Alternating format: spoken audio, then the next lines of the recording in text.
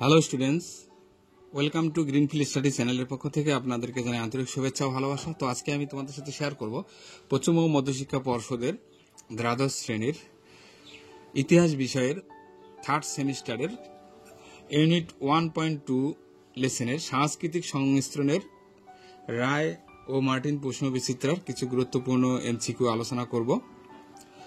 তো যারা চ্যানেলটিতে নতুন আছে অবশ্যই চ্যানেলটিকে সাবস্ক্রাইব করবে এবং বন্ধুদের মধ্যে শেয়ার করবে। আর যারা আগের বা পরের ভিডিওগুলি দেখতে চাও তো অবশ্যই ভিডিওটির ডেসক্রিপশন বক্সে একটা প্লে লিস্টের লিঙ্ক দেওয়া আছে, তো তোমরা সেখানে গিয়ে আগের বা পরের ভিডিওগুলি দেখে আসতে পারো।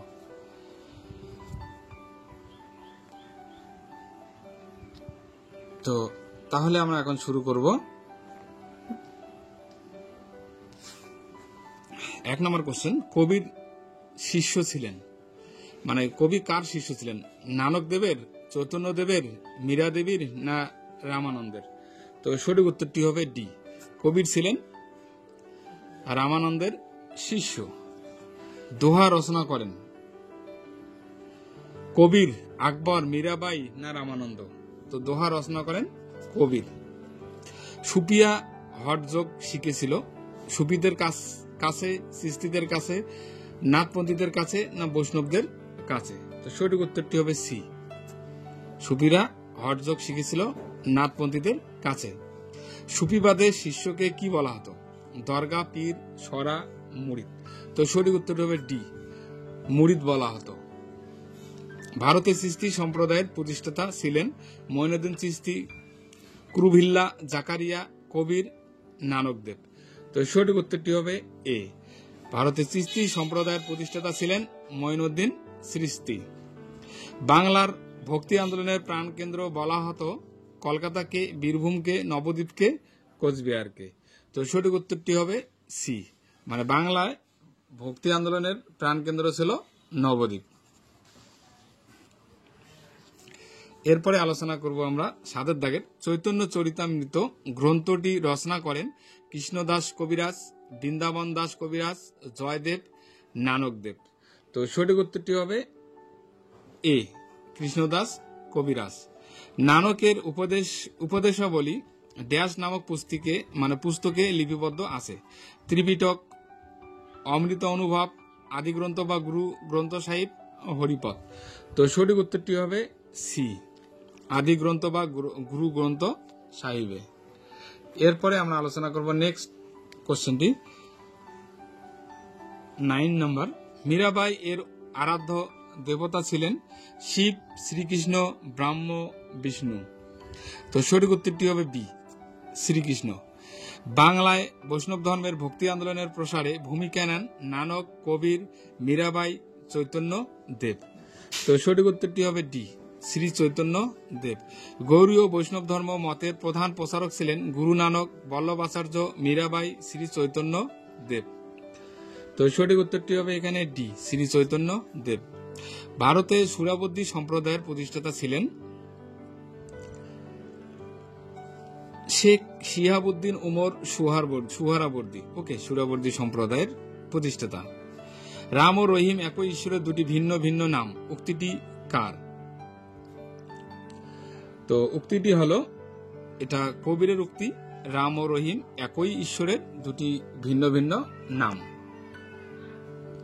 এরপরে আলোচনা করব আমরা 14 নম্বর, কবিরের উপদেশগুলি হিন্দি ভাষায় দুটি পংক্তির যে ছোট ছোট কবিতা আকারে লেখা হতো তাকে বলা হতো দোহা, বীজকমূলক না কবির কি সাথী? তো সঠিক উত্তরটি হবে এ, দোহা বলা হতো। এরপরে নেক্সট নাম্বার 15 নম্বর, পূর্ব ভারতে ভক্তিবাদের একজন প্রচারক হলেন মীরাবাই, নানক, রামানন্দ, শ্রী চৈতন্য দেব? তো সঠিক উত্তরটি হবে এখানে ডি, চৈতন্য দেব। শ্রী চৈতন্য দেবের আবির্ভাব হয় ড্যাশ খ্রিস্টাব্দে, মানে শ্রী চৈতন্য দেবের আবির্ভাব হয় কত খ্রিস্টাব্দে? এখানে 1480 আছে, 1486 আছে, 1488, 1586? তো সঠিক উত্তরটি হবে বি, 1480 খ্রিস্টাব্দে শ্রী চৈতন্য দেবের আবির্ভাব ঘটে। 17 দাগের কোশ্চেনটি দেখো, শ্রী চৈতন্য দেব ভক্তি আন্দোলনের প্রসার করেন খ্রিস্টীয় পঞ্চদশ শতকে খ্রিস্টীয় ষোড়শ শতকে, খ্রিস্টীয় সপ্তদশ শতকে, খ্রিস্টীয় অষ্টাদশ শতকে। তো এখানে সঠিক উত্তরটি হবে বি, খ্রিস্টীয় ষোড়শ শতকে। এরপরে নেক্সট কোশ্চেন 18 নাম্বার, আবির্ভাবের সময়কাল অনুযায়ী সঠিক ক্রমে সাজাও। তো এখানে সঠিক উত্তরটি হবে সি। ওকে, কবির, তারপরে গুরু নানক, তারপরে শ্রী চৈতন্যদেব, তারপরে মীরাবাই। দক্ষিণ ভারতের শৈব ভক্তিবাদী সাধকদের বলা হতো আলবার, পারমার, সনকাদি, নায়নার। তো সঠিক উত্তরটি হবে ডি, নায়নার বলা হতো দক্ষিণ ভারতের শৈব ভক্তিবাদীদের। শেখ নিজামুদ্দিন আউলিয়া ছিলেন ড্যাশ সম্প্রদায়ের সুফি সাধক। তো শেষ নিজামুদ্দিন আউলিয়া ছিলেন চিশতি সম্প্রদায়ের সুফি সাধক। এরপরে সুফি পীরদের ধর্মচর্চার জন্য নির্জন স্থানে নির্মিত কেন্দ্রগুলির নাম পীর, খানকা বা দরগা, নামঘর বা আতিশ। তো এখানে সঠিক উত্তর হবে বি, খানকা বা দরগা। ভারতে আগত সুফি সিলসিলাগুলির মধ্যে সর্বাধিক প্রসিদ্ধ দুটি সিলসিলা হল চিশতি ও সুরাবর্দী সম্প্রদায়।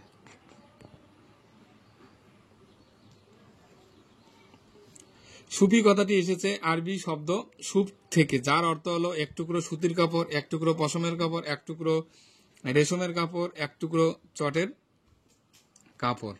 তো এখানে সঠিক উত্তরটি হবে বি, এক টুকরো পশমের কাপড়। এরপরে 24 নম্বর দেখো, ইনি 1440 খ্রিস্টাব্দে কাশীতে জন্মগ্রহণ করেন। কিংবদন্তি অনুসারে তার মা ছিলেন একজন ব্রাহ্মণ কন্যা, মাতৃ পরিত্যক্ত হয়ে একজন মুসলমান তাঁতির ঘরে তিনি পালিত হন। এখানে কার সম্পর্কে বলা হয়েছে? তো এখানে সঠিক উত্তরটি হবে কবির, কবির সম্পর্কে বলা হয়েছে। শিখ ধর্মের ধর্মগ্রন্থ হলো কোরআন, উপনিষদ, দ্বাদশ রঙ্গ না গুরু গ্রন্থ সাহেব। তো সঠিক উত্তরটি হবে ডি, গুরু গ্রন্থ সাহেব। এরপরে দেখো, মীরাবাই ছিলেন ড্যাশ পুত্রবধূ। মীরাবাই কার পুত্রবধূ ছিলেন? মীরাবাই ছিলেন রানা সংগ্রাম সিংয়ের পুত্রবধূ।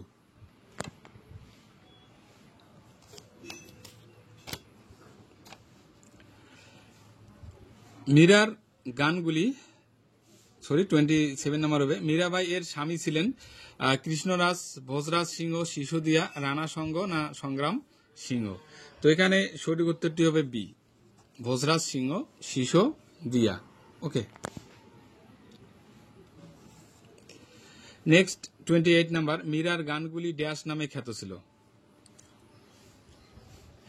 মীরার গানগুলি মীরার ভজন নামে খ্যাত ছিল। এবার বিবৃতি এ আর দেখো, এখানে বিবৃতি দেওয়া আছে এ আর কারণ দেওয়া আছে। মীরাবাইকে রাজস্থানের রাধা বলা হয়। মীরাবাইয়ের ভজনের মাধ্যমে রাজপুতনার কৃষ্ণ প্রেমের প্লাবন বয়ে যায়। তো নিচের কোন বিকল্পটিকে প্রদত্ত বিবৃতি এ এর কারণ আর এর সঠিক ব্যাখ্যা হতে পারে? তো এখানে সঠিক উত্তরটি হবে এ ও আর উভয় সঠিক, আর হলো এ এর সঠিক ব্যাখ্যা। এরপরে দেখো 30 নম্বর কোশ্চেনটি। তো এই 30 নম্বর কোশ্চেনটি এখানে ছক দেওয়া আছে। প্রদত্ত রেখচিত্রে অনুলিখিত ব্যক্তিগুলি হলেন, এখানে দেখো এই কোশ্চেন মার্কে আমরা কাকে বসাবো? নানক, বল্লভ আচার্য, শ্রী চৈতন্য না রামানন্দকে বসাবো? তো এখানে সঠিক উত্তরটি হবে সি, শ্রী চৈতন্য বসবে এখানে। ওকে, ভক্তি আন্দোলনে শ্রী চৈতন্যদেব যে বিশেষত যোগ করেছিলেন তা হলো ঈশ্বরের নামে প্রার্থনা করা, মূর্তি পূজা করা, কীর্তন, নারী ও পুরুষ উভয়কেই অনুগামী স্বীকার করা। তো এখানে সঠিক উত্তরটি হবে সি, কীর্তন। ভারতে প্রথম ভক্তি আন্দোলনের সূচনা হয়েছিল ড্যাশ অঞ্চলে? দাক্ষিণাত্য, আর্যভট্ট, মধ্য ভারত না বঙ্গভূমিতে? তো সঠিক উত্তরটি হবে এ, দাক্ষিণাত্য। তাহলে ভারতে প্রথম ভক্তি আন্দোলনের সূচনা হয়েছিল দাক্ষিণাত্যে। এরপরে ভক্তিবাদের মূল কথা হলো আত্মার সঙ্গে জাগতিক জগতের মিলন না জীবাত্মার সঙ্গে পরমাত্মার মিলন, না আত্মা ও পরমাত্মার ভিন্ন ধর্মী, না আত্মা পরমাত্মা একে অপরের পরিপূরক। তো এখানে সঠিক উত্তরটি হবে বি, ভক্তিবাদের মূল কথা হলো জীবাত্মার সঙ্গে পরমাত্মার মিলন। বিবৃতি দেখো এবার 34 দাগের। ভক্তি আন্দোলনের ফলে বিভিন্ন আঞ্চলিক ভাষা ও সাহিত্যের অগ্রগতি হয়। ভক্তি সাধকরা মানুষের মুখের ভাষায় তাদের মতাদর্শ প্রচার করতেন। তো নিচের কোন বিকল্পটিকে প্রদত্ত বিবৃতি এ এবং কারণ আর সঠিকভাবে এখানে ব্যাখ্যা করে? তো সঠিক উত্তরটি হবে এ। এ ও আর উভয় সঠিক এবং আর হলো এ এর সঠিক ব্যাখ্যা। তো এরপরে আমরা আলোচনা করব 35 নম্বর কোশ্চেনটি। ভক্তিবাদী ধর্ম প্রচারকরা বিশ্বাসী ছিলেন, কিসে বিশ্বাসী ছিলেন তারা? বহুত্ববাদে বিশ্বাসী না একেশ্বরবাদে বিশ্বাসী? তো সঠিক উত্তরটি হবে বি, একেশ্বরবাদে বিশ্বাসী ছিলেন ভক্তিবাদী ধর্ম প্রচারকরা। তামিল বৈষ্ণববাদী সাধকরা ড্যাশ নামে পরিচিত ছিল? তো তামিল বৈষ্ণববাদী সাধকরা আলবার নামে পরিচিত ছিল। প্রদত্ত কোন ব্যক্তি প্রথম ভক্তি আন্দোলনের সূচনা করেন? তো এখানে রামানুজ হবে। রামানুজ প্রথম ভক্তি আন্দোলনের সূচনা করেন। এরপরে দেখো 38 নম্বর। দক্ষিণ ভারত থেকে উত্তর ভারতে ভক্তিবাদীর বাণী প্রথম বহন করে আনেন কে? প্রথম যে ব্যক্তিটি বহন করে আনেন তিনি হলেন রামানন্দ। উত্তর ও দক্ষিণ ভারতের ভক্তি আন্দোলনের সেতু বলা হয়। উত্তর ও দক্ষিণ ভারতের সেতু বলা হয়। কাকে বলা হয়? এখানে রামানুজকে, নানককে, রামানন্দকে, কবিরকে। তো সঠিক উত্তর হবে সি। তো উত্তর ও দক্ষিণ ভারতের ভক্তি আন্দোলনের সেতু বলা হয় রামানন্দকে। ওকে, নেক্সট 40 নম্বর। সুরাবর্দী সিলসিলার প্রধান কেন্দ্র ছিল? সুরাবর্দী সিলসিলার প্রধান কেন্দ্র ছিল বি হবে এখানে উস ও মুলতান। এই উস ও মুলতান হলো সুরাবর্দী সিলসিলার প্রধান কেন্দ্র। এরপরে 41 দাগের দেখো বিবৃতি দেওয়া আছে। চিশতি সুফি সাধকরা রাজনীতির সঙ্গে যুক্ত থাকার বিরোধী ছিলেন।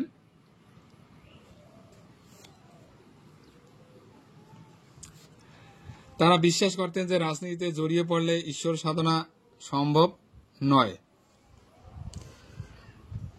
তো এখানে দেখো কোনটা সঠিক হবে। এখানে সঠিক হবে এ।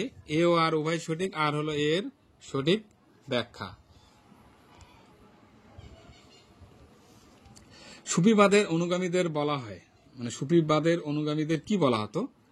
ফকির বা দরবেশ বলা হতো। চিরাগি দিল্লি নামে পরিচিত ছিলেন যে সুফি সাধক, তিনি হলেন নাসিরুদ্দিন চিরাগ দেহলভি। তো সঠিক উত্তর হবে ডি, নাসিরুদ্দিন চিরাগ দেহলভি। সুফি ঐতিহ্যে পীর বলতে বোঝায়, এখানে পীর বলতে কি বোঝানো হয় এখানে? তো সঠিক উত্তরটি হবে পীর বলতে বোঝানো হয় সুফিদের গুরু। এই সুফিদের গুরুকে সুফি ঐতিহ্যের পীর বলা হয়। Next question 45। সুফি দর্শনের মর্ম কথা হলো, এখানে সুফি দর্শনের মর্ম কথাটা কি? যে এ হবে সঠিক উত্তর। যে সুফি দর্শনের মর্ম কথা হলো আত্মার পরিশুদ্ধির মাধ্যমে আল্লাহর সঙ্গে সম্পর্ক স্থাপন। মধ্যযুগে ভারতে সুফিবাদী সাধকদের আবির্ভাব কাল অনুসারে এখানে পরপর সাজাইতে বলছে। তো এখানে সঠিক উত্তরটি হবে এ। আমরা যদি সাজাই, মধ্যযুগে ভারতের সুফিবাদী সাধকদের প্রথমে আসে মঈনুদ্দিন চিশতি, কুতুবউদ্দিন বখতিয়ার, তারপরে কুতুবউদ্দিন বখতিয়ার কাকি, তারপরে নিজামুদ্দিন আউলিয়া, তারপর নাসিরুদ্দিন চিরাগ। ওকে, এরপরে দেখো 47 নম্বর। কবির কোন সুলতানের সমসাময়িক ছিলেন? কবির ছিলেন, এখানে কুতুবউদ্দিন আইবেক দেওয়া আছে, মোহাম্মদ বিন তুগলক দেওয়া আছে, ইব্রাহিম লোদি দেওয়া আছে, সেকেন্দার লোদি দেওয়া আছে। তো এখানে সঠিক উত্তরটি হবে কবির সেকেন্দার লোদির সুলতানের সমসাময়িক ছিলেন। ওকে, তো বন্ধুরা তাহলে আজকে আমরা এই পর্যন্ত আলোচনা করলাম। তো 1 থেকে 47 পর্যন্ত আলোচনা করলাম। তো যারা চ্যানেলটিতে নতুন আছো, এখনো চ্যানেলটিকে সাবস্ক্রাইব করো নি, তো অবশ্যই চ্যানেলটিকে সাবস্ক্রাইব করো এবং বন্ধুদের মধ্যে শেয়ার করো। তো তাহলে আজকে এই পর্যন্ত, সবাই ভালো থাকবে। Please subscribe my channel. আমার ভিডিও দেখার জন্য তোমাদের সবাইকে অসংখ্য ধন্যবাদ।